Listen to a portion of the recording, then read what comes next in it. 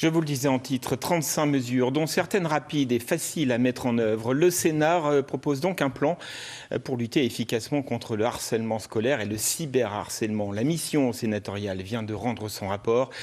Bonsoir Sabine Van Heghe. Alors, bonsoir. Vous êtes sénatrice du Pas-de-Calais, vous présidiez cette mission.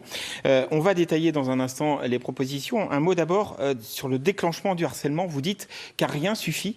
La meute peut s'emparer de n'importe quoi pour se déchaîner. Oui, tout à fait. Les enfants sont, on le dit, les enfants sont méchants entre eux, c'est un bien grand mot, mais ils ne mesurent pas surtout la violence qui peut être la leur quand ils blaguent avec un copain, quand ils se mettent surtout à plusieurs sur un même thème. C'est sur la taille, c'est sur le poids, c'est sur la couleur de peau. On peut citer un exemple, le hashtag, très récent, le hashtag 2020. Anti-2010. Oui, 2010, pardon, voilà. Oui, donc qui incite à maltraiter les enfants. Tout simplement les enfants parce qu'ils sont nés en 2010 sur TikTok. Donc c'est vraiment... ce n'est pas non plus raisonné. Alors, on va revoir quelques images de la marche blanche organisée mercredi à Frévent à la mémoire de Chanel. Alors, cette collégienne de 12 ans qui s'est suicidée après des mois de harcèlement. On attend encore les conclusions du parquet d'Arras. Tout à fait. Mais en tout cas, en France, 18 mineurs harcelés ont mis fin à leur jour depuis le début de l'année. Qu'est-ce que c'est ? C'est l'illustration de l'inefficacité des politiques mises en place depuis 10 ans ? Alors, c'est dramatique. D'abord, je m'associe vraiment à la douleur des familles et de l'entourage de ces enfants qui ne trouvent pas d'autre solution que de mettre fin à leur jour. C'est inadmissible.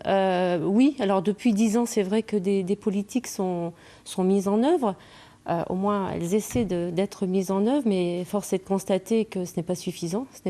Et c'est justement le sens de la mission d'information que j'ai présidée. Alors, c'est 4 mois de travail. C'est 6 mois de travail. 35 propositions. Alors, 20 auditions, voilà, on va les visites. Voilà, c'est ça. Vous avez auditionné des personnels de l'éducation nationale, des parents d'élèves, des personnels soignants. La justice, la police, voilà. Tous les acteurs touchés par cette Rapidement, vous voulez faire de la lutte contre le harcèlement scolaire une grande cause nationale ? Une grande cause nationale, oui, tout à fait. Il faut en fait que tout le monde soit interpellé et tout le monde se sente concerné. Voilà. Alors, je disais des mesures faciles à mettre en œuvre. Vous parlez de 2 numéros qui pourraient être communiqués aux élèves, aux victimes et aux témoins. 3810, 3820. C'est le 3018 et le 3020. Ils existent, ces numéros, sauf qu'ils ne sont pas visibles ou pas bien visibles. La preuve, c'est qu'ils ne sont pas sollicités suffisamment.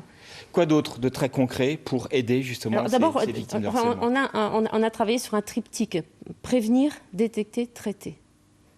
L'essentiel, d'abord, c'est de prévenir, c'est-à-dire d'empêcher que ces drames arrivent, parce qu'à chaque fois qu'un enfant est touché, c'est un drame. Donc dans la prévention, il y a d'abord sensibiliser en primaire. On commence à sensibiliser en primaire. Formation des élèves à l'utilisation du numérique. Très rapidement, oui. Distribution de flyers, ça c'est facile à faire. On distribue des flyers, on met sur les espaces numériques de travail ces numéros. Qu'est-ce qu'un harcelé, qu'est-ce qu'un harceleur ? Merci, mais je suis désolé, on va devoir terminer, oui. On reviendra de toute façon sur ces 35 mesures.